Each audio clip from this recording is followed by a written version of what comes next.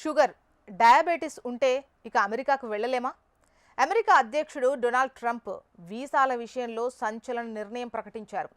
Sugar, obesity ఉన్న వాళ్లకు US visa ఇవ్వలేము అని స్పష్టం చేశారు. ఈ మేరకు కొత్త గైడ్లైన్స్ కూడా రిలీజ్ చేశారు. ఈ నిబంధనలు వెంటనే అమలు చేయాలని ఎంబసీలు, కాన్సులర్ కార్యాలయాలకు ట్రంప్ యంత్రాంగం ఆదేశాలు కూడా జారీ చేసినట్టు అంతర్జాతీయ మీడియా కథనాలు చెబుతున్నాయి. అమెరికా వీసా కోసం అప్లై చేసుకునే దరఖాస్తుదారుల ఆరోగ్య పరిస్థితిని ఇమిగ్రేషన్ అధికారులు పరిశీలించేవారు. స్క్రీనింగ్ టెస్టుల ద్వారా టీబీ వంటి అంటువ్యాధులు ఉన్నాయా లేదా అని చెక్ చేసేవారు. ఇప్పుడు రీసెంట్గా డయాబెటిస్, ఊబకాయం వంటి దీర్ఘకాలిక వ్యాధులుంటే అలాంటి వారికి కూడా వీసా ఇచ్చే అవకాశం లేదు. దీర్ఘకాలిక వ్యాధులతో బాధపడే వారిని అమెరికాలోకి ఆహ్వానిస్తే భవిష్యత్తులో కొన్ని సమస్యలు తలెత్తుతాయని, ఆ సమస్యలు ప్రభుత్వ ఖజానాపై ప్రభావం చూపిస్తాయని వారు భావిస్తున్నారు. కాబట్టి కొన్ని వ్యాధులున్నటువంటి దరఖాస్తుదారులు అమెరికాలోకి రానివ్వకపోతే సమస్యలకు చెక్ పెట్టినట్టే అవుతుందని భావిస్తున్నారు.